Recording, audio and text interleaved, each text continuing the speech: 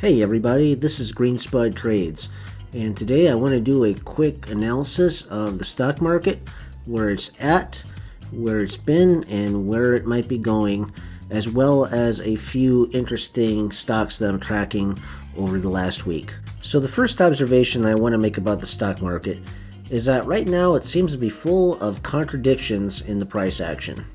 I've been watching a lot of videos lately with financial experts who are expressing their concerns about the potential for a recession coming up either this year or maybe next year. There certainly are a few recessionary signals being thrown off by the market price action, mainly in the inverted yield curve, which we've talked about on this channel before. Right now, the yield curve has quite a steep inversion, and it's been inverted for several months, and that historically has been a fairly reliable prognosticator of an impending recession. Will it happen this time? I'm not really certain. However, another security which also is indicative of fear is gold, and that has been on a pretty good rally as well, beginning a breakout at the beginning of July or the end of June. As we could see from this chart, gold has been stuck in a trading range for several years now, and just this summer it started breaking out from 130. Well, the GLD has been going from 130 to 141, and investors typically flock to this during either times of uncertainty or times when they believe that there will be an increase in inflation. But despite all the fears and talk about a recession, the stock market itself seems to be pretty strong. If we look at the SPY chart, a few weeks ago we had a little bit of a pullback right here, and all that seemed to do was set a higher low, and it seems to be headed right towards the all-time highs again. I wouldn't be trying to fight this tape by going short, at least not yet. However, this could change pretty quickly, and the best way of dealing with it is just to adapt as the market changes its tune. If we look at what happened in the fourth quarter of last year, we had the market head to all-time highs again.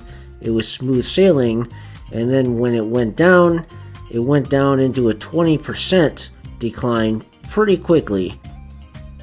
Now here are a few stocks that interest me as potential long trades. First off, we have Apollo Global Management, which is a private equity firm. This one had a nice base going here for most of 2018 and this year, and it's recently broken out on a pretty sizable volume. So we have it reaching these all-time highs here. It's a little bit far from the breakout area. If I were to establish a position in this, I'd probably wait for a little bit of a pullback and maybe just get a few shares, a small position in right now if this is one that I want to chase. Next, I'm interested in this Keysight technology, which manufactures electronics test and measurement equipment, some of which is used in building 5G technology. This one popped up on nice volume above its 52-week high, or its all-time high actually, and then it kind of settled back down there, and I think this is a pretty good setup because it got some buying support here, and it seems to be headed towards additional new highs. One thing that does concern me about this chart though is at the beginning of 2019 it had a pretty good run up, so I'm not sure how much more power is behind this move, but I do like this chart. I also have an eye on Burlington Coat Factory. Here's another nice breakout, very similar to the Keys chart that I just looked at, popping up again at the all-time highs. And the thing that does worry me about this one is that it probably can end up pulling back a little bit, but it does have some pretty nice volume up here, and I think it might be good for a trade to the upside.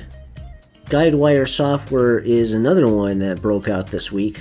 It has a pretty good setup, nice volume, but the thing that does concern me is that it pulled right back into the trading range, so this one may not be ready to go quite yet, but I'm keeping an eye on it. QSR Restaurant Brands. Now, this company owns Burger King, Popeyes, and Tim Hortons, and it's breaking out on some pretty massive volume right now. I like this one because there's a lot of hype about Burger King because they now have the Impossible Burger. Popeyes also has been quite popular, and I think this one has a pretty good fundamental backdrop. They're doing some new and interesting things, so this one might just be getting started. Here's a biotech company, PTGX. I don't typically trade biotech companies, but what I do find interesting about this one is the strength of its move going up here. You have a little bit of an increase, a consistent increase in volume over the last few weeks. And it just seemed to have a good momentum, and it's going through its 52-week high here. So I took a very small speculative position. I actually closed out a little bit of it today, and we'll see where it goes. Maybe it could go a little bit further. And finally, I thought this stock was very interesting. Fly Leasing. This one might be one that would be worth going short. I believe what's going on with this company, which leases aircraft, is that they've got a lot of hype from the Boeing 737 MAX fleet being grounded, which has caused an increased demand for leased aircraft because a lot of the airlines they can't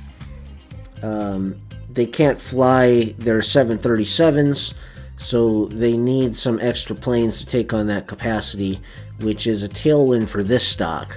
But the question is, can this be a sustainable fundamental story?